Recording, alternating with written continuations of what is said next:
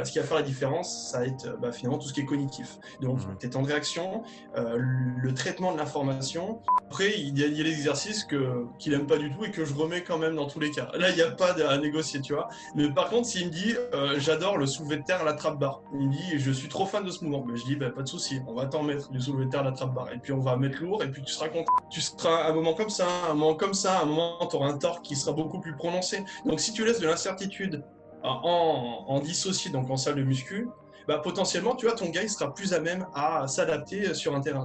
Une fois que tu as compris finalement que la force, c'est pas juste mettre lourd et pousser en criant le plus fort possible, une fois que tu as compris qu'il y avait des paramètres neurophysiologiques derrière ça, tu te dis, ok, tu vois, on peut aller plus loin. C'est la guerre en fait, c'est vraiment la guerre. Il y a des coachs partout, ils font tous pareil que toi, proposent prise de force, remise en forme, perte de poids. Voilà, ça c'est le classico. Donc il faut que tu te démarques.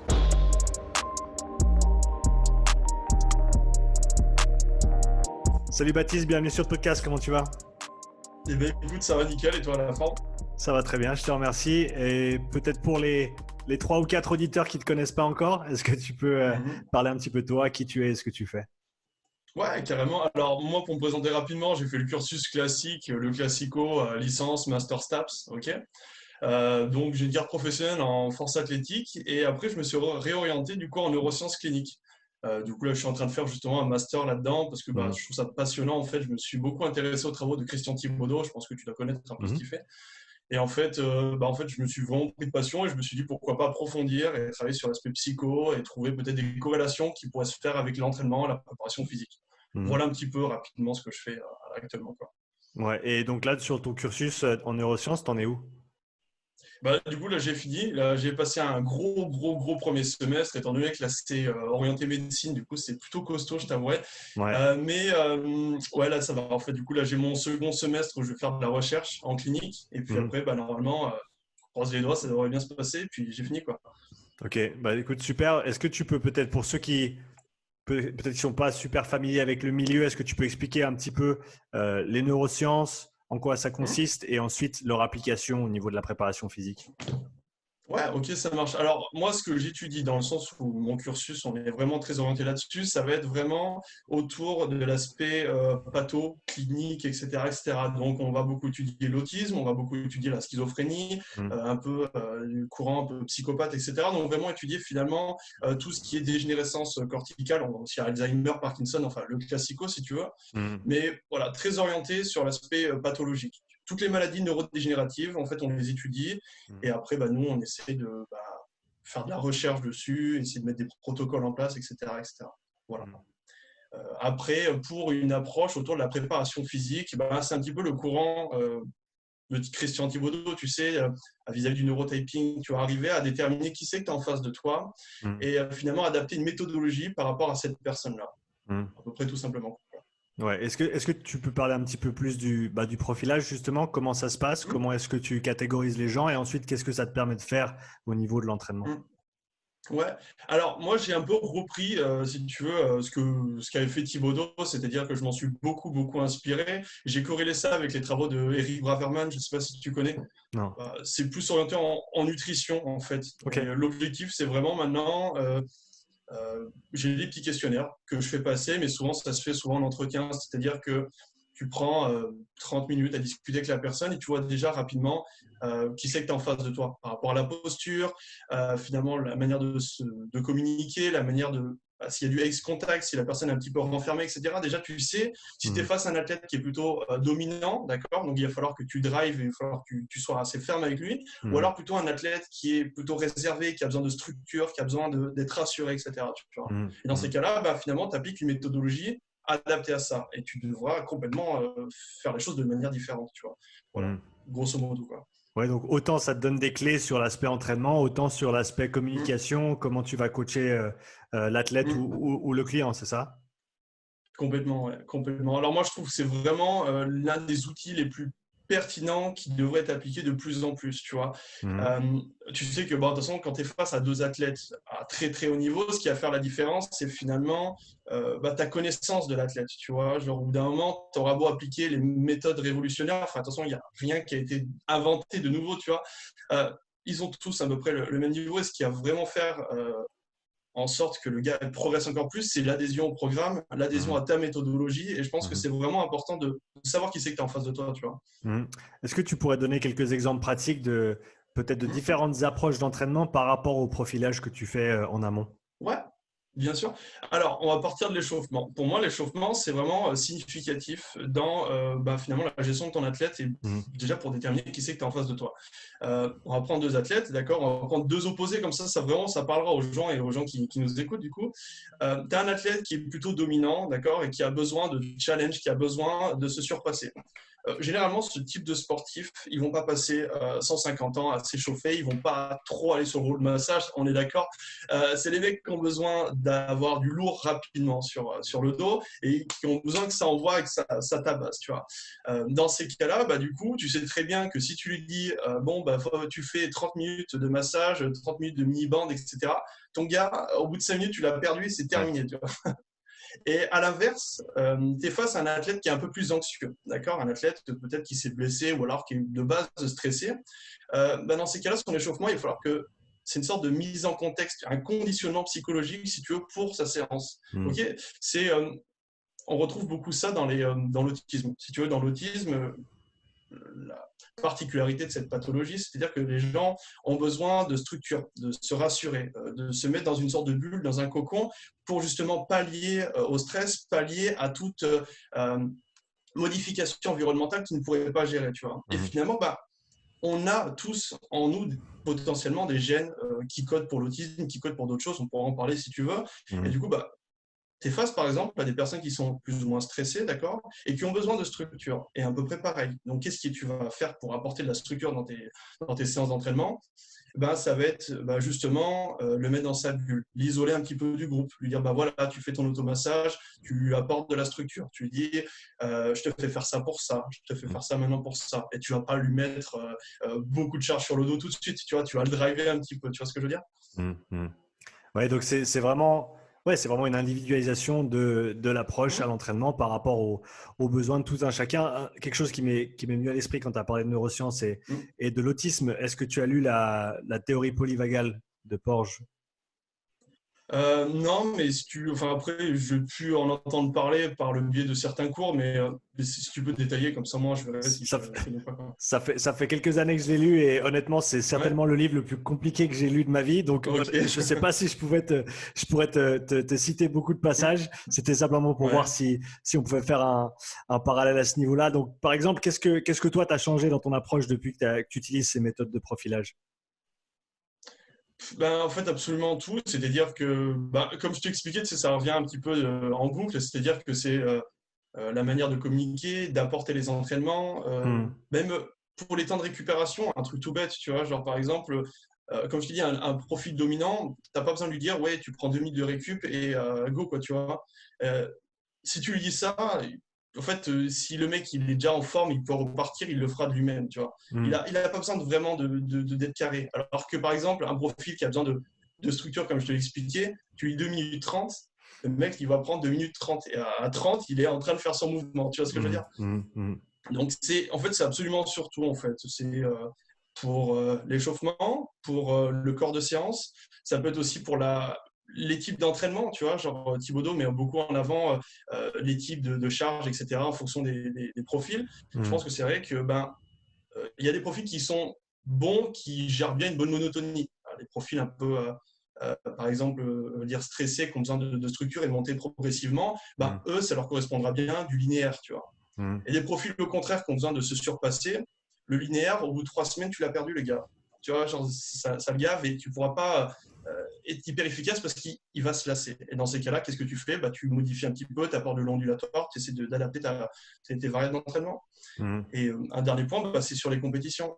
Comment tu t'amènes les compétitions? Tu as un compétiteur qui a ça dans le sang, forcément, ça sera différent qu'un mec qui est très, très stressé de base. Donc, peut-être incorporer la préparation mentale, les méthodes de respiration, enfin, tu vois, voilà, tout un tas de choses. En fait, il y a tellement de choses à voir avec ça que c'est hyper vaste. Tu vois. Est-ce que tu vois un lien assez fort entre le niveau ou l'âge d'entraînement de la personne et ensuite le profil qu'il présente? Ou est-ce que tu trouves vraiment de tous les profils à tous les niveaux? Tu as vraiment de tout, en fait. Vraiment de tout, tout, tout, tout, tout. Ouais. Pour moi, il y a pas. Enfin, c'est ça qui est assez difficile dans ce type de profil-là. C'est-à-dire que tu ne peux pas avoir de corrélation. Pour l'instant, scientifiquement, c'est vrai que tu ne peux pas le prouver. Tu vois, je peux pas dire ce profil-là, il faut l'entraîner comme ça, comme ça, comme ça correspond à tel âge ou tel âge. Tu vois. C'est vraiment, en fait, étant donné qu'on est tous finalement différents avec notre passé, notre génétique, épigénétique, etc., etc., ben, on va tous s'adapter par rapport à une situation différente. Donc, s'il faut, le fait de pratiquer un sport, ça va te changer, ou au contraire, tu vas rester encore plus t'ancrer dans ce que tu es. Enfin, c'est super compliqué. Pour moi, je pense que c'est vraiment individualisé et c'est un outil pertinent. Après, il ne faut pas le voir comme argent comptant, tu vois. Il faut vraiment t'adapter en fonction du gars, quoi, tu vois. Ouais, je creuse, mais plus par curiosité et intérêt qu'autre chose.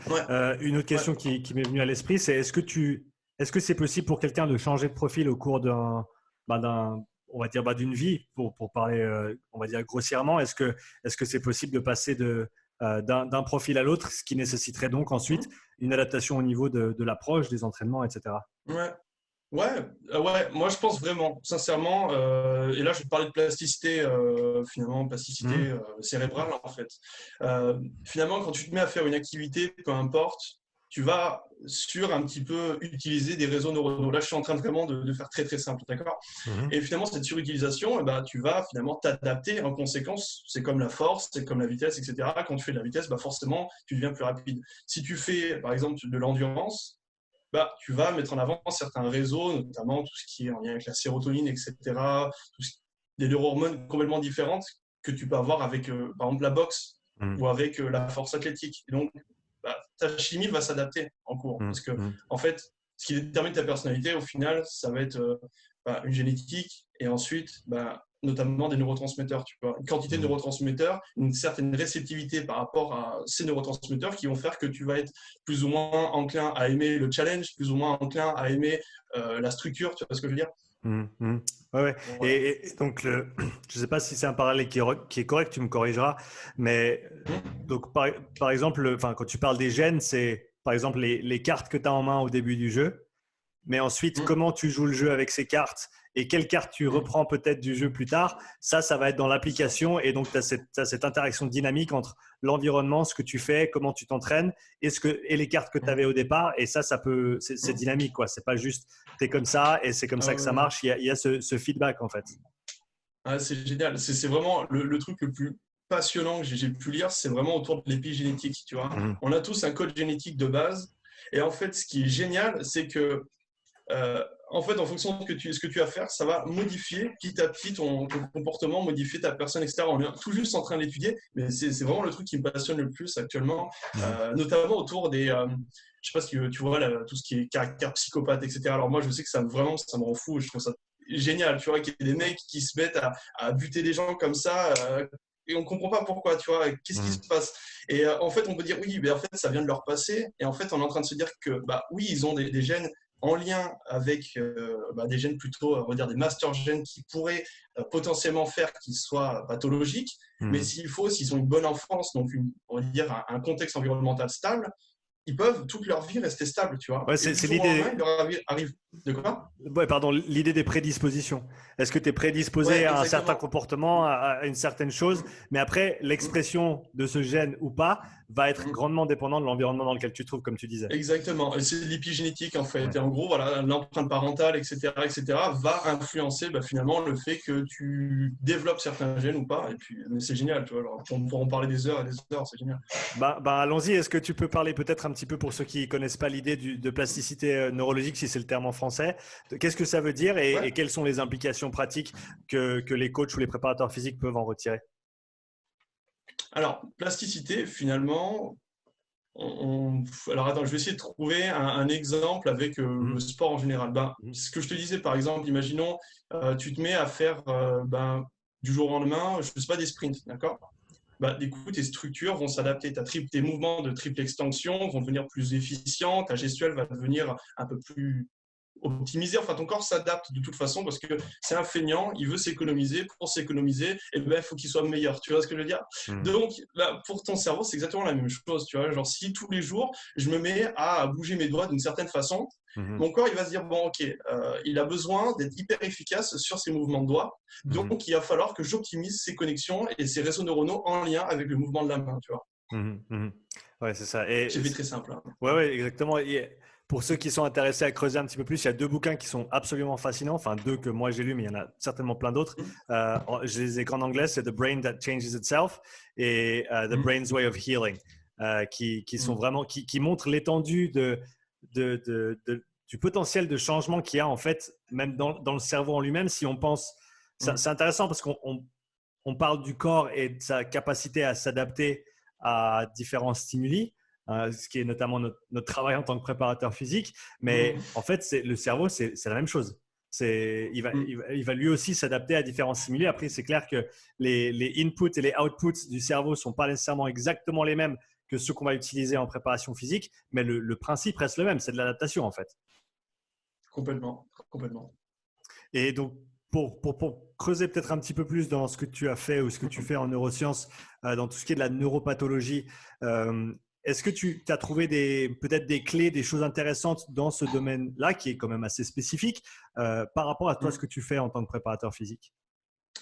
En fait, ça m'a permis d'apporter une structure, si tu veux, de comprendre encore plus ce que j'étais en train d'étudier, tu vois. J'ai fait les formations de Christian Thibaudeau, il est venu une fois à Toulouse pendant 2 jours en séminaire, j'en ai pris plein la tête, c'était génial. Alors, il nous parlait de neurotransmetteurs, de trucs et tout, on comprenait rien, mais c'était passionnant.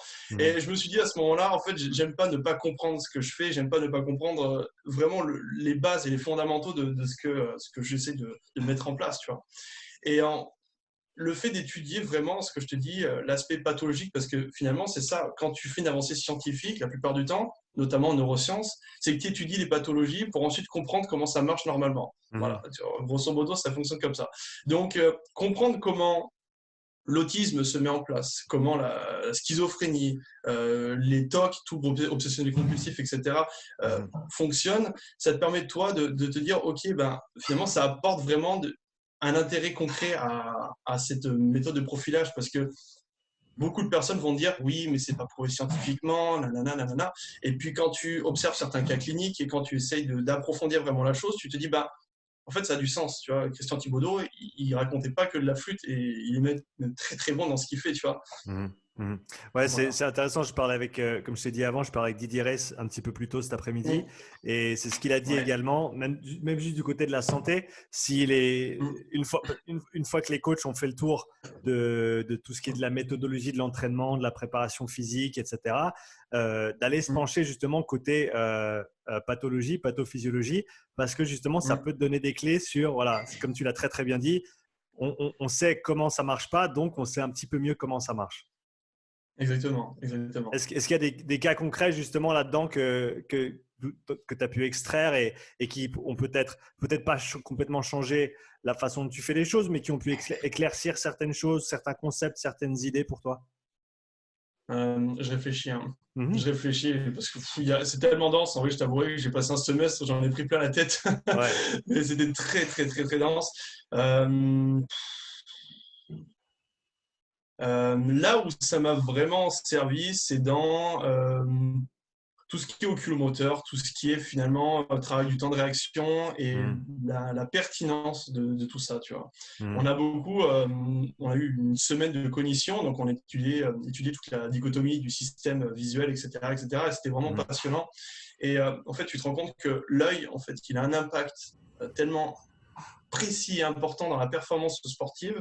Et encore une fois, l'exemple que je t'ai donné tout à l'heure vis-à-vis de 2 athlètes qui sont au même niveau à peu près, qui s'entraînent à peu près de la même manière, bah, ce qui va faire la différence, ça va être finalement tout ce qui est cognitif. Donc, tes temps de réaction, le traitement de l'information, etc., etc. Moi, je bosse beaucoup avec des boxeurs. Et en fait, ça fait partie maintenant de ma méthodologie. C'est-à-dire que je développe les qualités physiques, Et j'incorpore une partie cognitive, une partie de temps de réaction. En fait, travailler sous fatigue et garder quand même une certaine fraîcheur, on va dire une certaine lucidité vis-à-vis de tout ce qui est traitement cognitif. Tu vois, par exemple, un exemple un peu tout bête. Bon, je sais qu'en préparation physique, on n'aime pas trop l'utilisation des pseudomasques hypoxie, tu sais, le truc qui mime les trucs. Mais par contre, je trouve que c'est un outil qui peut être intéressant pour mettre ton athlète dans un mood où il comprend plus rien en fait. Quand tu sous-alimentes l'oxygène, enfin ton athlète en oxygène, le mec il est plus tout lucide, il a des temps de réaction, il fait n'importe quoi. Si tu l'habitues à travailler dans cette phase-là, donc ça simule un petit peu finalement 4-5 rounds, tu vois, genre quand tu fais des combats de boxe, quand tu fais déjà 2 ou 3 sparring de 2 minutes, t'es éclaté et tu comprends plus rien à ce qui t'arrive. Et du coup, quand tu arrives à simuler ça et en plus rajouter du traitement cognitif derrière, moi je trouve que ça a du sens, tu vois. Je trouve que ça a énormément de sens et du coup, j'essaie de bosser un petit peu là-dessus, quoi. Ouais, exactement. Mais c'est un très, très bon exemple d'utiliser un outil pour un objectif spécifique et pas simplement l'appliquer à tout va parce que tu ressembles à Bane de Batman quand tu le portes. Ça me rappelle un interview avec Matt Fraser qui disait que quand il est à son 6e d'intervalle de rameur, il fait des calculs dans sa tête. Parce qu'il sait que quand il va être quand il va être au Games et il va devoir prendre des décisions stratégiques au niveau de ses workouts, si il s'est mis dans le dur et ensuite il a pratiqué sa capacité à réfléchir et à réagir correctement, il va être meilleur. C'est très très simple en fait. Ouais, voilà. Moi je trouve, enfin, en tout cas c'est le postulat sur lequel je suis parti pour préparer mes athlètes, moi. Ouais, je pense que ça a beaucoup de sens. Et comme tu le disais, l'aspect préparation physique pure en termes de rendu moteur, si on veut, il est super important. Mais après, comme tu l'as bien dit, en boxe, on peut parler de rugby, on peut parler de foot, sport collectif. En fait, dès que tu as un adversaire, dès que tu as quelqu'un qui va avoir un impact sur le comportement que tu dois choisir, en fait, parce que c'est ça. Tu as un panel de choix en termes de possibilités, mais après, lequel tu choisis et quand et comment le timer dans le temps, c'est ça qui va souvent faire la différence sur le terrain, dans le ring, etc. Complètement. Et puis, chaque situation est différente. C'est ça qui est génial quand tu es face dans les sports d'opposition. C'est-à-dire que le mec, il va te placer comme ça. Il suffit juste d'un mini timing pour que tu le prennes dans la tête. Tu vois, enfin, c'est génial. Et en rugby, c'est pareil. Tu vois, le positionnement des joueurs, chaque match est différent. Et c'est ça qui est vraiment génial. Tu vois. Et du coup, amener ça, je pense, à haut niveau, même peu importe, hein, mais je trouve ça hyper pertinent. Tu vois. Vraiment, pour moi, c'est vraiment l'avenir de la préparation physique avec la mise en avant des data. Tu vois. Ouais. Est-ce que pour parler de ça, peut-être les data, est-ce que c'est quelque chose que tu utilises maintenant ou que tu utilises plus qu'avant? Ouais, alors. Je t'avoue que avec la situation actuelle, je simplifie vachement mes coachings. Tu as le droit d'utiliser la réponse D, c'est compliqué. Ouais, exactement. En fait, c'est compliqué. C'est-à-dire que déjà, pour mes sportifs, si tu veux, s'entraîner avec le truc, avec des certificats, etc., ça reste compliqué. Et j'ai pas envie de les embêter avec un wellness, j'ai pas envie de les embêter avec un RPE. En fait, on kiffe. En ce moment, on est dans une phase où on kiffe nos entraînements, on essaie de prendre du plaisir et c'est la base.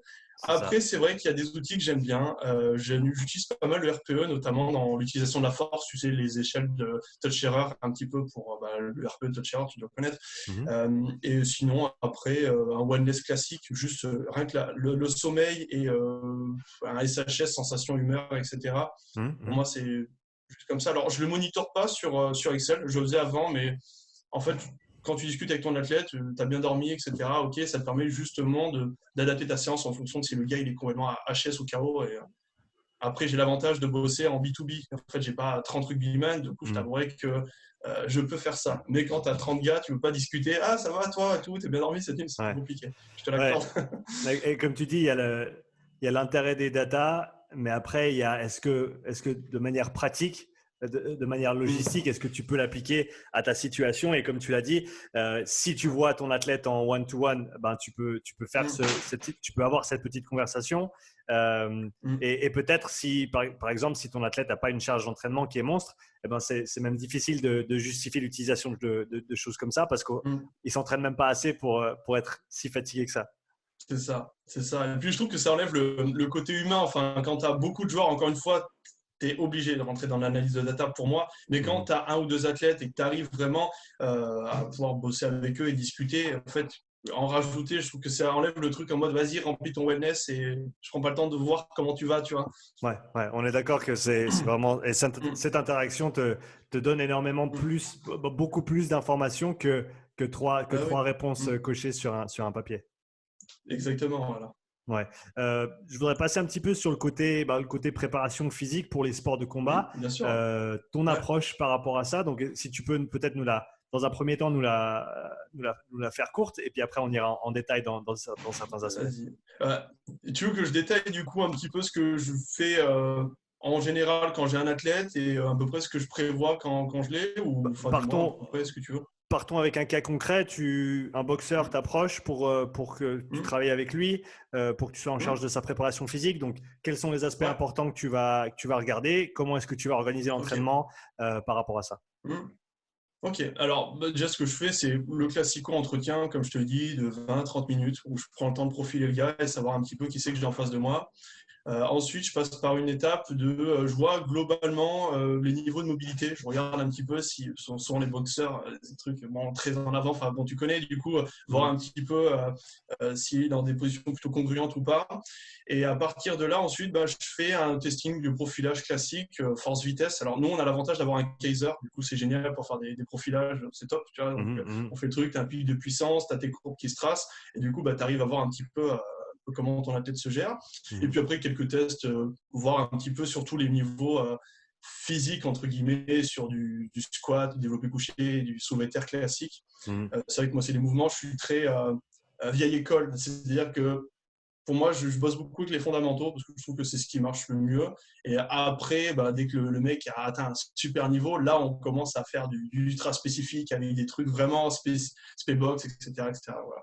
Mhm. Donc, une fois que j'ai ça, et ben ensuite je me fais tout le temps j'ai trois blocs classiques, un bloc d'accumulation, donc là où finalement je regarde un petit peu comment le gars se comporte avec un bon volume, la technique, on essaie d'apprendre les mouvements peu importe en fait, un Mhm. bloc d'intensification où là on fait des efforts un peu plus concentriques et on rentre un peu plus dans le dur, et on finit sur de l'explosion, donc c'est-à-dire vraiment orienté spé-box, pliométrie, vitesse, vraiment pour son sport en fait, tu vois.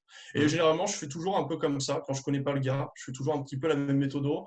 J'ai des bons résultats avec. Honnêtement, j'ai des bons résultats. Et puis après, ben, je fais surtout en fonction de ce qu'il a aimé, ce qu'il a pas aimé. J'essaie de prendre le temps de voir si il y a des blocs où c'était vraiment fatigant, ou alors il y avait une monotonie qui s'installait, ou tout ce genre de choses en fait. Tu vois. Mhm. Je vais revenir sur un point que tu as relevé qui est lui demander ce qu'il a aimé et ce qu'il n'a pas aimé. C'est quelque Mm. chose que j'utilise de plus en plus, Ouais. surtout avec mes clients de monsieur, madame, tout le monde, mais c'est clair Mm. aussi avec des athlètes parce que l'aspect en gros, je kiffe mon entraînement, Ouais. ça va en grande partie jouer sur est-ce qu'il va faire les entraînements, est-ce qu'il va les faire correctement et est-ce que Mm. dans le temps, on va pouvoir voir les adaptations qu'on recherche en fait. Complètement. Alors après, il y a l'exercice qu'il aime pas du tout et que je remets quand même dans tous les cas. Là, il n'y a pas à négocier, tu vois. Mais par contre, s'il me dit, j'adore le soulevé de terre à la trappe-barre, il me dit, je suis trop fan de ce mouvement. Mais je dis, bah, pas de souci, on va t'en mettre du soulevé de terre à la trappe-barre. Et puis, on va mettre lourd et puis tu seras content, tu vois. Ouais, exactement. Quand on parle de force, donc tu as dit que tu as une approche qui est assez classique au niveau des différents levées que tu utilises. À partir de quel Ouais. moment tu détermines que ton athlète il est assez fort pour son sport et là tu passes sur des choses un peu plus spécifiques?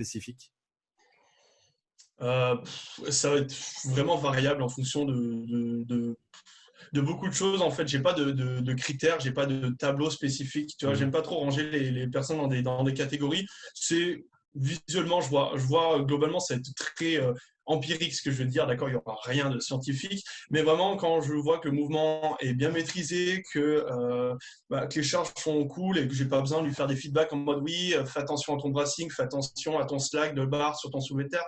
Quand Mhm. je vois que tout est bien géré, je dis bon bah ok, on passe d'un level. Tu vois. Ouais, et donc pour toi, passer d'un level, ça veut dire quoi? Vers quoi on se dirige après avoir maîtrisé les fondamentaux au niveau du développement de la force? On va rentrer dans des mouvements, je dirais, la France Bosch, que je trouve plutôt pertinente, et ben on commence à intégrer petit à petit des mouvements là. Alors, je veux dire Pour peut-être ceux quelque qui, chose qui va. pardon de te couper, pour ceux qui connaissent pas Franz Bosch, est-ce que Vas-y. tu peux parler un petit peu de son approche, s'il Ouais. te plaît? Ouais, alors France Bosch, c'est finalement une approche, c'est très, pareil, très empirique, mais je trouve son approche très, très intéressante.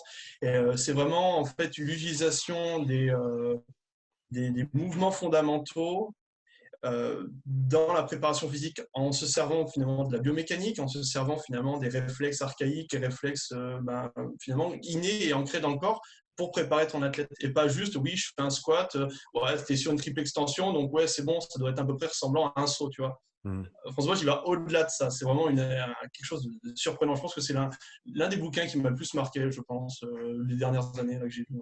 Ouais, j'ai entendu ça de la part de beaucoup de monde qui Ouais. adhèrent pas nécessairement tous avec tout ce que Franz Bosch met en avant, mais par contre qui, comme tu l'as dit, a une influence qui est une approche très intéressante et une influence certaine sur la façon de faire les choses. Complètement, voilà. C'est Et très intéressant. Et du coup, ouais, vas-y. tu parlais des réflexes. Est-ce que tu as deux, trois exemples de ces réflexes qu'on a et qu'on peut en gros mettre à profit pour ensuite améliorer notre façon dont on se prépare physiquement? Ouais, tu as le classique, on va dire finalement tes réflexes qui sont dans tes fuseaux neuromusculaires, tu sais, qui sont sensibles à l'étirement. Quand tu les travailles un petit peu, enfin, tu vas rajouter de l'excentrique et rajouter des exercices comme ça permettrait finalement de désensibiliser les seuils d'étirement et du coup permettre de plus grosses productions de force parce que tous ces mécanismes-là, même Golgi, etc., sont là pour protéger tes structures. Et une fois que tu as compris finalement que la force, c'est pas juste mettre lourd et pousser en criant le plus fort possible, une fois que tu as compris qu'il y avait des paramètres neurophysiologiques derrière ça, tu te dis, OK, tu vois, on peut aller plus loin. Tu vois, et c'est justement là où j'amène les athlètes, c'est-à-dire travailler sur des sensibilisations au niveau de Golgi, des fuseaux neuromusculaires, etc. etc. Donc en mettant par exemple de la pliométrie, le classique. Tu peux mettre aussi par exemple de l'isométrie. L'isométrie max, tu sais, j'aime bien ce type de mouvement. Enfin, du triphasic training, enfin, c'est quelque chose que je me sers beaucoup, tu vois. Voilà. Si on part du côté cardio, pour parler vulgairement, comment est-ce Ouais. que tu approches ce côté-là au niveau préparation pour les sports de combat? Alors, le cardio pour les sports de combat, je t'avouerai que moi, je suis relativement spécifique. En fait, j'aime pas dire, OK, elle va faire 30 minutes de tapis et ciao. Alors, c'est bien de faire du fondamental, mais pour moi, quand même, c'est quand même foncièrement différent de ce que tu peux voir en round. Tu vois, genre, tu fais un round de 2 minutes, tu auras beau faire des sorties de 30 minutes, 40 minutes sur un tapis. Si tu l'as jamais fait, tu ne vas pas comprendre ce qui va t'arriver. Tu vas parler chinois, tu vas prendre des coups dans la tête, tu vas être là, tu vas être complètement oxy. Et si tu veux, c'est vraiment quelque chose qu'il faut vivre. Et pour moi, pour bosser ce type de travail, il faut faire du spécifique. Alors, j'alterne, tu vois, je peux mettre des, des pré-fatigues un petit peu avant, je peux lui faire de la corde ondulatoire pendant 30 secondes, histoire de simuler une petite fatigue, et puis ensuite je balance sur stack, tu vois. Souvent, c'est comme ça que je bosse. Pré-fatigue, avec du rameur. J'aime bien le rameur avant le sac. Ça fait finalement pattern de tirage, pattern de poussée. Du coup, tu vas avoir un travail plutôt intéressant avec ça. Voilà, globalement, comment je bosse, très spécifique. Et voilà. Et donc, de manière générale, les modalités cycliques, comme tu as dit, faire du tapis, faire des longues courses, etc., c'est pas quelque chose que tu utilises énormément? Ouais, c'est pas quelque chose que de temps en temps, en fait, faire du foncier, je trouve ça cool comme pour mettre en place des adaptations aérobies, quand même, c'est quand même cool parce que tu fais pas que de round dans un combat de boxe, tu vois, donc c'est quand même sur du long terme, mais pour moi, je trouve ça, on va dire, plus pertinent de le faire de manière très spécifique, tu vois. Est-ce que tu utilises peut-être des modalités cycliques sur du type d'intervalle training un petit peu plus intense ou des répétitions de sprint ou des choses comme ça? Ouais, j'aime beaucoup ça. J'aime beaucoup ça. En fait, ce que j'adore faire, mon petit bijou, c'est en fait, je fais une pré-fatigue, par exemple, sur rameur, par exemple. Et ensuite, je mets des exercices un petit peu pour simuler des hautes intensités. Par exemple, du lancer de medicine ball contre un mur, par exemple. Tu vois, tac, tac, trois de chaque côté pour simuler vraiment des crochets. Ensuite, je peux lui faire par exemple, des burpees, mais rien à voir, mais juste pour t'habituer à te baisser, revenir, etc. Rester un petit peu lucide, te repositionner. Quelques changements de direction aussi. Et puis après, tu le fais taper sur sac, tu vois. Tu mets en gros un exercice de pré-fatigue, 2-3 exercices spécifiques où tu vas mettre un petit peu de puissance, et puis après, tu le fais terminer sur sac. Et hop, après, tu fais des circuits comme ça, tu vois. Et en termes, si tu devais, ça va certainement varier d'un athlète à l'autre par rapport on va dire, à l'étape de la préparation dans laquelle tu te trouves, mais si tu devais un petit peu parler de comment tu répartis ces différents types de séances, type cardio, type endurance, est-ce que tu as Par exemple, tu as, je sais pas, 70% de spécifique et 30% de général, ou comment est-ce que tu organises la chose? Et peut-être, si je pouvais donner un exemple concret sur une semaine au niveau de ces séances-là, à quoi ça ressemble pour un boxeur de manière générale?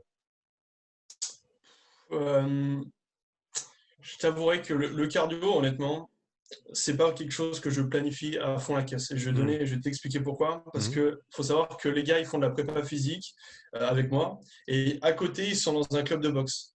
Et en fait, le cardio, ils le font suffisamment dans le club de boxe, tu vois ce que je veux Mhm. dire? Et c'est Ouais, quelque ouais. chose que je peux pas monitorer moi. Et Mhm. étant donné que c'est quelque chose que je maîtrise pas, je préfère pas rentrer dans du complexe. C'est-à-dire que quand je l'ai sous la main et quand je vois que il a besoin de bosser spécifiquement sur, par exemple, la lucidité au bout de, je sais pas, de X temps, par exemple, bah, je le bosse un instant T, j'essaie de planifier ça sur 2 ou 3 semaines et on change de truc après dès que je vois que ça s'améliore. Mais par contre, les boxeurs, je pense que ça fait partie des disciplines où les mecs font du cardio H24 de base. C'est-à-dire qu'en fait, ils ont leurs entraînements à la boxe, ils font du Mhm. cardio. Mhm. Quand ils sont chez eux, bah, ils font du cardio parce qu'ils aiment bien. Et puis des fois, bah, ils tapent sur le sac parce que ça leur fait faire le cardio. Donc en fait, ils font du cardio tout le temps, les gars. Donc en vrai, ça va, tu vois. Ouais, c'est ça. Et c'est là où ça devient intéressant avec l'équilibre entre le sport et la préparation physique dédiée et de trouver le juste entre ces deux choses-là. Et donc, par exemple, quand on parle de cet équilibre-là, tes boxeurs, ils font combien de séances de boxe et ils font combien de séances avec toi dans une semaine de manière générale, par exemple? Alors, tu vois, actuellement, je vais donner bah, le gars que je suis en ce moment. Il fait, je dirais, 3 4 séances de boxe, d'accord? Et ensuite 2 séances de prépa physique. Et ensuite, moi, je lui ai fait des protocoles spécifiques, on va dire commotion, on va dire renforcement cervical, travail d'appui, etc., etc. Donc, finalement, le mec en fait un petit peu tous les jours, mais en gros, il a 2 grosses séances prépa physique. Et ensuite, ben, 3 séances de boxe. Donc, ouais, voilà, c'est ça en foot. Il a des semaines bien chargées, tu vois. Enfin, c'est cool, quoi. Mm. Et pour ceux qui pensent peut-être que, par exemple, pour un boxeur, tu n'as pas besoin de lever lourd parce que ton bas du corps, il n'est pas nécessairement sollicité, etc. Que- pour toi, quelle est l'utilité justement de tout ce travail finalement de préparation physique générale euh, au Ouais. profit du boxeur? Alors, bah, en fait, on va juste analyser la boxe anglaise, tu vois, très simple. Un coup de poing, ça, c'est pas juste je mets une patate et le plus fort possible et j'espère que le gars tombe, tu vois. Mm. En fait, la boxe, ce qui est génial avec ce sport, c'est que c'est tout ton corps qui travaille en même temps. Mm. C'est-à-dire qu'en fait, ta puissance, elle part d'abord des pieds, donc du petit orteil, gros orteil, bref, elle remonte, d'accord, tu vas avoir un travail de hanche et ensuite, ben, finalement, une accumulation qui va se faire et puis une restitution de force. Donc en fait, c'est toute une synergie de mouvements qui va se faire. Donc, travailler sur du squat, c'est ultra pertinent. Par exemple, tu as d'habitude ton athlète a finalement à encaisser une charge pour ensuite la Mm. restituer derrière. Pour moi, Mm. ça a du sens. Et vraiment, j'ai eu du bon résultat, tu vois, sur ce genre de choses. Tu vois. Mm. Et basique, en fait, je pense qu'il n'y a pas besoin de faire très compliqué, mais c'est vrai qu'en boxe, étant donné que c'est des sports, enfin en tout cas en France, hein, je te parle, hein. Je sais pas comment ça se passe en Suisse et je sais pas comment ça se passe trop à l'étranger, mais c'est vrai que c'est un petit peu à l'ancienne, tu vois, genre c'est vas-y que je fais des pompes sur les poings et vas-y que je tape dans le ventre pour faire les abdos. Et si Mm. tu veux, ben il y a très peu de travail consacré au bas du corps, au membre inférieur, très peu de travail très orienté au niveau du travail du pied, la transmission au niveau du gros orteil, etc. etc. Du coup, Mm. voilà, je pense que ça a du sens, tu vois, vraiment. Tu l'as mentionné 2 fois, donc je vais repartir là-dessus parce qu'à mon avis, c'est une chose, un aspect de la préparation physique qui est souvent négligé quand on parle de bas du corps, quand on parle de mouvement, quand on parle euh, d'être athlétique, simplement, c'est le gros orteil. Donc pour ceux qui se disent, ouais, Ouais, il parle du gros orteil, on en a 5, il n'y a pas de différence. ouais, Quelle est l'importance ouais. de ce gros orteil dans la façon dont on se déplace, dont on applique de la force et dont on absorbe de la force aussi? Bah, en fait, il est vraiment hyper important sur absolument tout. C'est-à-dire que déjà, il va jouer un rôle stabilisateur, étant donné que c'est le plus puissant de tous. En fait, il va vraiment jouer un rôle stabilisateur. Et ensuite, il va avoir un énorme impact sur tes transmissions de force, en fait. Tu vois, genre, Mm. si ta voûte plantaire n'est pas renforcée, si tous les muscles intrinsèques de ton pied sont pas bons et qu'il y a des déficits, là, finalement, déjà, tu vas être plus enclin à te blesser. Et ensuite, tu seras moins efficient si tu veux sur tes transferts, sur tes sauts, sur ta plio, etc., etc. Tu vois. Mm. On Mm. dit beaucoup, par exemple, sur une détente verticale, oui, les quadriceps jouent énormément, etc., etc. Mais en fait, si tu as une voûte plantaire qui est claquée, si tu as un transfert au niveau de ton pied, de ta cheville, de ton tendon d'Achille, enfin, toute cette architecture-là qui n'est pas efficiente, tu auras beau avoir les quadris les plus développés et le plus puissant du monde, tu auras une détente nulle, en fait. Parce que tu n'as pas travaillé la base, tu vois ce que je veux dire? Et ça, est-ce que ça t'arrive de travailler ça de manière spécifique, le gros orteil? Ouais. Ouais, j'ai pas mal d'exos. Après, tu peux faire du travail de grippe comme ça. Tu peux travailler aussi. En vrai, c'est un muscle qui se développe bien avec le squat. Tu fais faire du squat pieds nus. Le gars il va comprendre tout de suite l'intérêt d'avoir une stabilité et de pousser d'abord avec les pieds et les talons avant d'essayer de, je sais pas, faire n'importe quoi avec le dos ou quoi que ce soit. Tu vois. Cet épisode est présenté par Strength Coach Network, la meilleure plateforme d'éducation et de développement pour les coachs et les préparateurs physiques. Strength Coach Network propose plus de 200 heures de contenu vidéo éducationnel présenté par des coachs à la pointe de la performance sportive tels que Dan Pfaff, Derek Hansen, Carl Dietz et Buddy Morris. Si tu cherches à améliorer tes connaissances et tes compétences, tu trouveras tout ce qu'il y a à savoir sur le développement de la vitesse, l'agilité, la pliométrie, l'endurance, la réathlétisation, la programmation et bien plus. Strength Coach Network te permet également d'échanger avec des centaines de coachs aux quatre coins du globe, du niveau amateur jusqu'aux plus grands coachs de NFL, NBA et MLB. Tu peux poser tes questions, répondre à des conversations engageantes et obtenir de précieuses informations auprès des leaders de la performance sportive.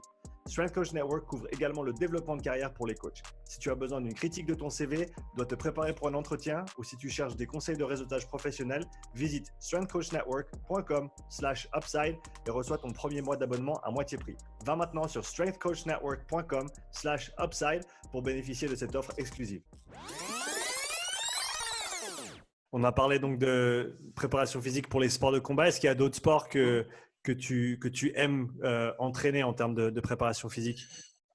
Alors, moi, j'ai fait, durant mon année de master, rugby à 13. J'étais en rugby à 13, donc au TO13 à Toulouse, Toulouse Olympique 13. Du coup, c'est un gros centre. Enfin, ils ont fait, c'est niveau championship. Moi, j'étais plutôt sur le centre de formation. Et j'ai trouvé vraiment le sport génial. Tu vois, genre, on parle beaucoup du rugby à 15 et le rugby à 13, j'ai trouvé ça. Mais au début, j'avais un peu de mal parce que, en fait, le match est complètement différent. En fait, tu dis, mais qu'est-ce qu'ils font? Tu vois, genre, ils revancent, ils avancent. En fait, à haut niveau, je ne sais pas si tu as déjà regardé les matchs de NRL, mais c'était NFL, pardon. NFL, NRL, NRL, National Rugby League, c'est le Rugby League en Australie. À chaque fois, je confonds. Et en fait, mais c'est le mec, c'est des machines de guerre. C'est des machines de guerre. Ils font tous 100, 110 kilos. Ils ont une vélocité de monstre, une puissance de malade. Ils sont vifs. Les jeux sont incroyables. Ça va tellement vite, tu ne vois même pas la balle. Et le mec, il marque un essai, tu dis, mais en fait, qu'est-ce qui s'est passé? Tu vois, tu comprends absolument rien. Et je trouve ça génial. Et du coup, j'ai pris beaucoup de plaisir à être dans ce club-là et sur le centre de formation. Et je trouve que, étant donné que c'était quelque chose de très anglophone comme pratique, la prépa là-bas, c'était hyper open mind, tu vois, genre c'était un peu même fou, on faisait des trucs avec des balles, on faisait plein de choses, ça changeait vraiment du conventionnel et j'ai vraiment passé mes meilleures années, tu vois, là-bas, c'était vraiment trop bien, quoi. Ouais, c'était qui le préparateur physique? Adam Inès. C'est marrant, je l'ai eu la semaine dernière sur le podcast. Et tu vois, lui, pépite, hein, vraiment un mec génial et ultra compétent. Je pense que j'ai plus appris avec lui qu'en 5 ans de STAPS, tu vois. Si tu devais faire le lien entre, ou on va dire peut-être comparer, même si c'est peut-être pas la meilleure chose à faire, mais on va le faire quoi qu'il arrive parce qu'on fait ce qu'on veut. On fait ce qu'on veut, on est chez nous. Donc, si tu devais comparer ce que tu as appris en STAPS et ensuite ce que tu as eu comme peut-être réalisation ou avancée de tes connaissances dans ce contexte-là, dans le rugby à 13, qu'est-ce qui t'a vraiment marqué par rapport à ça? C'est foncièrement différent. En fait, si tu veux, tu vas avoir la théorie d'un côté. D'accord. Donc, souvent, des fois, la théorie qu'on t'apprend en STAPS, en tout cas, je sais que là où j'étais, c'était quand même un peu old school. C'est-à-dire que, les arts de ski, tout ça, c'était rigolo, hein, c'est bien, mais au bout d'un moment, il faut aller un petit peu au-delà de tout ça. Et vraiment, la partie terrain. Tu vois. Alors, moi, je suis quand même une approche très scientifique. Hein. Moi, je fais de la recherche en neurosciences. Du coup, j'ai quand même très ancré là-dedans. Mais c'est vrai que discuter avec des mecs comme Adam Inès, etc., ça fait vraiment voir la réalité de la chose, tu vois. Tu étais dans un amphi, STAPS, ces mecs qui te disent oui, pour développer la force, pour faire ça, nanana. Et puis après, en fait, tu vas voir Adam Inès, et puis le mec, il t'apprend la vie, et tu dis, en fait, ça marche pas du tout comme ça. et du coup, c'est ouf, tu vois. Quelles ont été tes plus grandes, de manière concrète et pratique, qu'est-ce que tu en as retiré et qu'est-ce qui peut-être influence encore aujourd'hui la façon dont tu fais certaines choses dans la prépa physique? Alors, ce qui m'a vraiment plu, c'est cette euh, méthodologie autour de l'exécution des mouvements. Par exemple, tu vois, genre, une fois avec Adam, tu vois, genre, il y avait des mecs qui faisaient des mouvements un petit peu tricher, aider, etc. Tu vois. En STAPS, c'est le genre de truc, tu vois, on t'apprend pas ça. Tu vois, on dit non, il faut faire le mouvement comme ça, le squat, il doit être comme ça, comme ça, comme ça. Et, euh, et en fait, Adam, il dit non, mais on s'en fout. Le mec, il fait 130 kilos. Tu penses vraiment que c'est un rowing penché qui va enfin, tricher qui va lui faire mal, tu vois ce que je veux dire? En gros, c'est vraiment l'analyse, c'est vraiment ce qui m'apportait le plus, c'est vraiment de l'analyse par rapport à une situation et te dire que finalement, laisser une certaine, je trouve ça très pertinent, laisser une certaine euh, Liberté peut-être? un manque de contrôle, si tu veux, le fait que tu ne contrôles pas la charge de ton athlète, le fait que tu ne contrôles pas Bah, parfaitement son mouvement. t'ajoutes une certaine variabilité au mouvement en fait. Ouais, Du fait que c'est pas exactement, une certaine exactement toujours incertitude. parfait. Ouais, ouais. Ouais, exactement, une incertitude. De toute façon, sur ton terrain, tu n'as pas d'exécution parfaite, tu vois. Donc, du coup, en fait, tu seras à un moment comme ça, un moment comme ça, un moment, tu auras un torque qui sera beaucoup plus prononcé. Donc, si tu laisses de l'incertitude en dissocié, donc en salle de muscu, bah, potentiellement, tu vois, ton gars, il sera plus à même à s'adapter sur un terrain. Tu vois. Et ça, j'ai trouvé ça génial. J'ai dit, bah ouais, en fait, tu vois, voilà. Un exemple, par exemple. Ouais. Et est-ce que tu as retiré quelque chose de ton expérience là-bas, côté communication, côté coaching vraiment, plus que l'aspect Ouais. méthodo? Qu'est-ce que tu en as retiré de Ouais. plus? Bah, en fait, à la base, moi, j'ai fait ce stage-là, je t'avouerai, parce que je suis pas à l'aise à parler devant des gros groupes de personnes. Tu vois, genre, c'est vraiment le truc qui est ma bête noire. Tu vois, je suis quelqu'un de très anxieux de base, tu vois. Et si tu veux, je me suis dit, bah, tu sais quoi, et c'est le moment de me foutre dans le dur, tu vois, d'y dire, allez, on y va, on va à la guerre. Et en fait, bah, je me suis retrouvé dans le centre de formation à parler à 20 heures devant 30 rugbyman qui avaient déjà un bon niveau. Et là, bah, tu dis, bon, bah, ok, là, tu apprends la vie. Tu te dis, ok, c'est bon, on y est.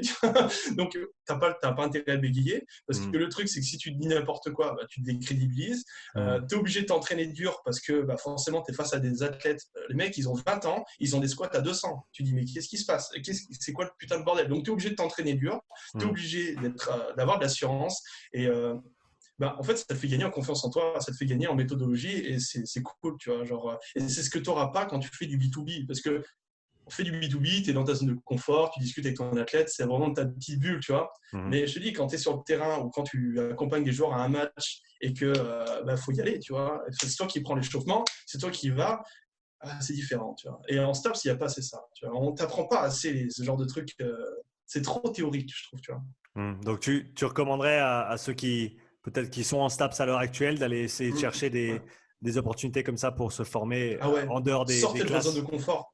Ah ouais, ouais, mettez-vous des claques. En fait, vous êtes encore étudiant, les gars, prenez des claques, ça fait plaisir, ça fait partie du métier C'est le et bon ça moment de fait de les vous prendre. quelqu'un de compétent plus tard. Ouais, c'est le bon moment de les prendre aussi quand tu es en train d'apprendre.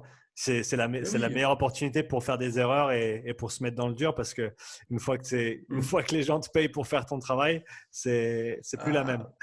Tu peux plus, tu peux plus. Alors que là, tu as l'excuse du je suis stagiaire. Du coup, bah, je dis un peu n'importe quoi, je bégaye un petit peu. Mais non, non, c'est bon, je suis en service civique. Par contre, Ouais. après, quand tu as ton master et que là, tu trouves un poste dans un club de rugby ou peu importe, là, tu n'as pas le droit de bégayer. En fait, tu n'as plus le droit, c'est fini.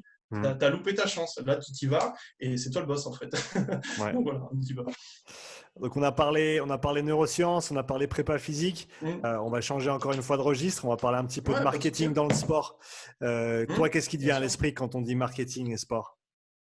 Alors, marketing, ce qui est rigolo, c'est que c'est un peu tabou. C'est vraiment le truc tabou. Moi, j'ai fait des études en marketing, d'accord? J'ai un BTS de base, une formation en marketing. C'est ce que j'ai fait avant de faire STAPS, avant de partir en neurosciences. Enfin, j'ai fait un peu tout, d'accord? Il manque plus que j'ai fait, il manquerait plus qu'un diplôme en boulangerie et j'aurais le cursus complet, tu vois.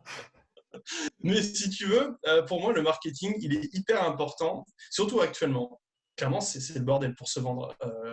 Tu sors de ta formation STAPS, on t'apprend à planifier, analyser de la data, on t'apprend plein de trucs, tout sauf gagner ta vie, en fait. Et ça, c'est quand même ouf.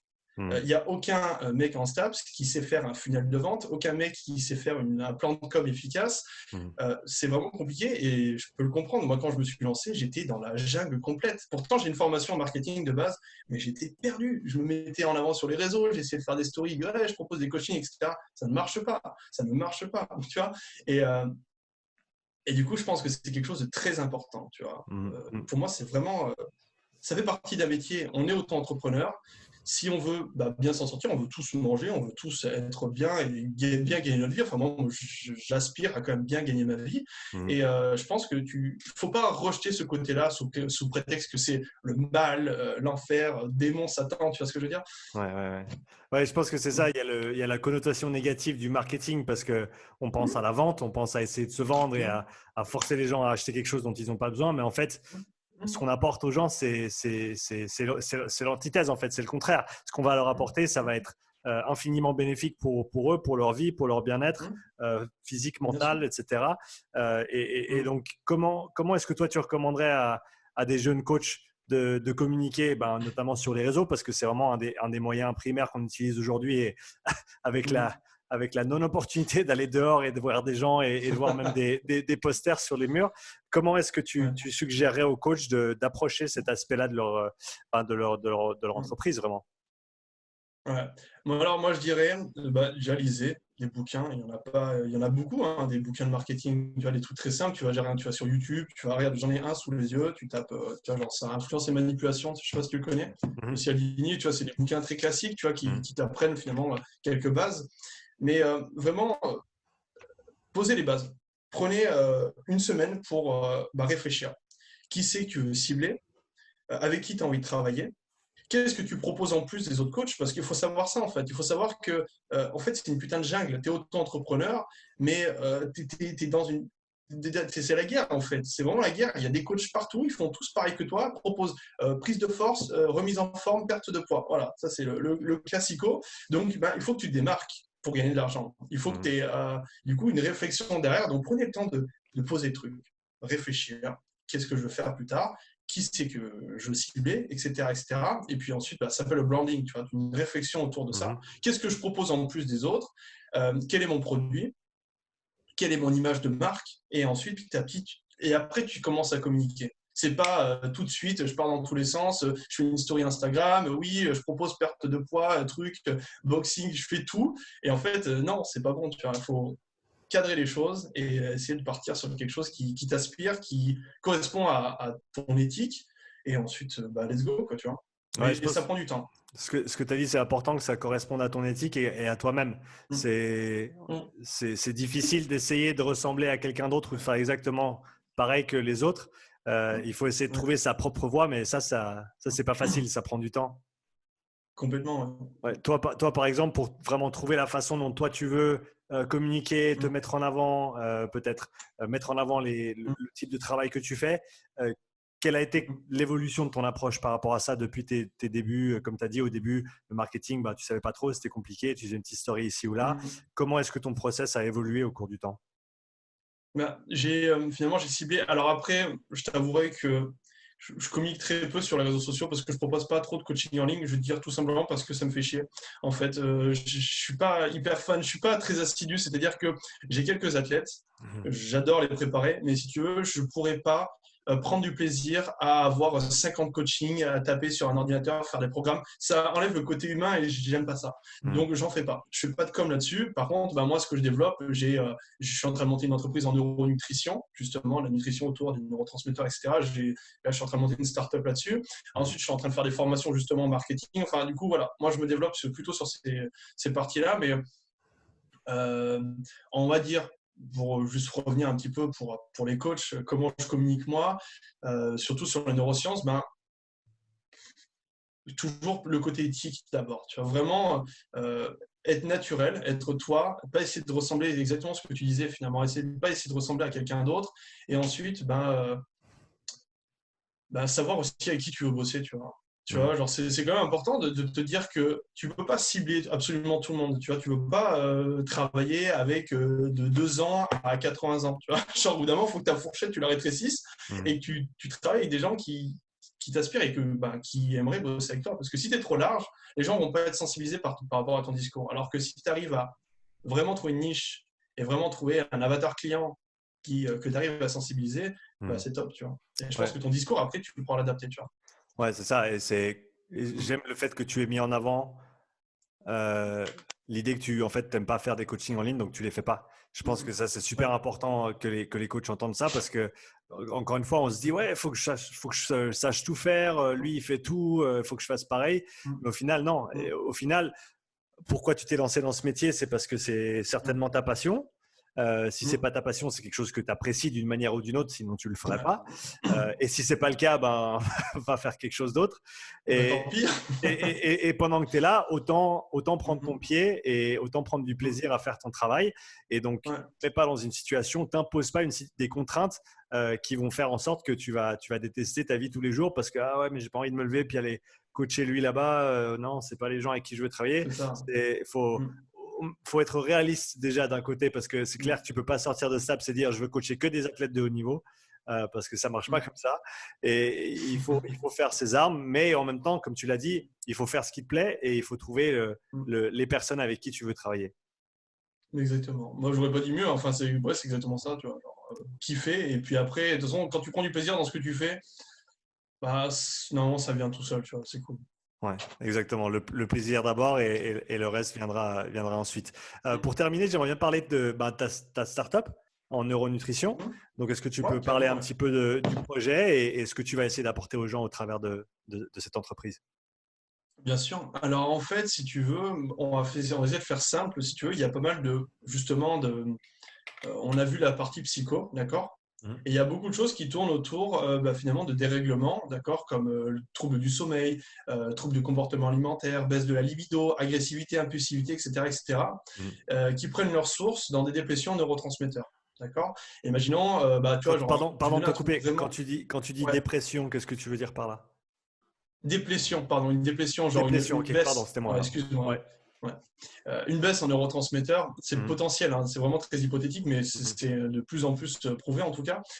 Finalement, le fait de modifier certains paramètres et d'apporter des aliments pertinents par rapport à tel problème, ça te permettrait de réguler certaines choses, tu vois. Par exemple, on sait que le microbiote est très en lien avec l'anxiété, le stress, etc., étant donné qu'il y a des liens entre certaines bactéries du microbiote et justement tout ce qui est sphère corticale. Et du coup, finalement, si tu as une alimentation spécifique autour de ça, potentiellement, tu pourrais réguler certaines choses. Et c'est ce que je vais essayer d'amener. Voilà, proposer vraiment, aller au-delà du truc classique, oui, je te fais un total calorique, c'est bon, on te fait un petit déficit, mange tes macros et ciao, tu vois. Et en fait, on fait de la préparation physique, on individualise à fond la caisse, mais par contre, la nutrition, bon, ok, vas-y, mange ça et tac, tu vois ce que je veux dire. Et en fait, le but, c'est vraiment d'amener une nouvelle ère de la nutrition. Vraiment, je trouve que c'est vraiment bâclé. Actuellement, je trouve que la nutrition en France, en tout cas, je ne sais pas du tout comment ça se passe, mais c'est bâclé. Enfin, on a des mecs très très bons en nutrition. D'ailleurs, je bosse avec des gars très très bons en nutrition.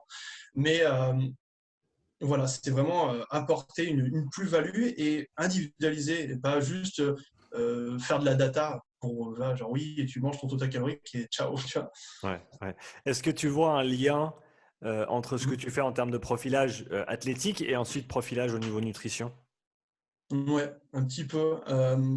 En fait, ça va me donner des dominants, si tu veux, vis-à-vis des réceptivités par rapport à certains neurotransmetteurs. Alors là, ce que je veux te dire, c'est hyper hypothétique. On laisse le côté scientifique de côté.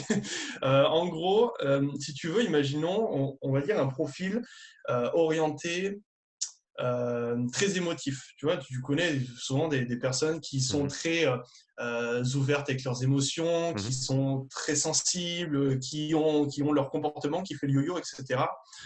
Faut savoir que les neurotransmetteurs qui jouent principalement autour de ça, autour du côté émotionnel, tu vas avoir le glutamate et le GABA. Et en fait, les deux fonctionnent. Il y en a un qui fonctionne en contrebalancement de l'autre. Et du coup, moi, je fais des diètes, on essaie en tout cas d'adapter des diètes autour de ça, pour justement maintenir une certaine balance du hyper-instabilité, inhibition, et essayer de réguler ça. Tu vois. Et pareil pour, par exemple, pour les personnes qui sont très stressées ou anxieuses, tu sais, le profil que j'ai expliqué, le profil de personne un peu bêta, c'est-à-dire qui a besoin de structure, de cadre, un peu, tu vois, ben, un peu angoissé tout le temps, tu vois. Bah, c'est peut-être potentiellement qu'il y a un problème, soit une hyper-réceptivité à tout ce qui est adrénergique, du coup, un axe cortico-surrénal qui est complètement à balle tout le temps, et du coup, le mec il est tout le temps en stress, et au contraire, bah, du coup, des neuromédiateurs qui ne sont pas efficaces. Bah, dans ces cas-là, peut-être contrebalancer tout ça et voir un petit peu si on ne peut pas apporter spécifiquement peut-être du GABA, voir pour l'assimilation de la sérotonine. Alors, je sais que la sérotonine, c'est un petit peu le neurotransmetteur un peu compliqué parce qu'il y a plusieurs voies d'assimilation, mais voilà, en gros, avoir des stratégies autour de ça, quoi. Et est-ce que c'est quelque chose que tu as déjà lancé ou c'est en projet pour l'instant? Ouais, alors, en gros, c'est quasiment fini.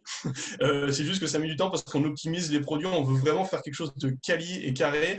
Mais d'ici, je pense, courant mars, ça devrait sortir. En tout cas, je vais faire une grosse com dessus. Donc, ça devrait sortir courant mars. Ouais. Bah écoute, vu que le podcast sort à la fin mars, n'hésite pas à m'envoyer un lien que je puisse l'ajouter dans la bio, à moins que tu en aies déjà un. Tu as déjà un site? Ouais, carrément, je t'envoie ça. Ouais, on fait ça, pas de souci. Ouais. Ok, super. Bah écoute, envoie-moi les liens, comme ça je les mettrai dans la description pour que tout le monde puisse aller voir ce que tu fais là-dessus. Ouais. Baptiste, où est-ce que les gens peuvent te retrouver sur les réseaux?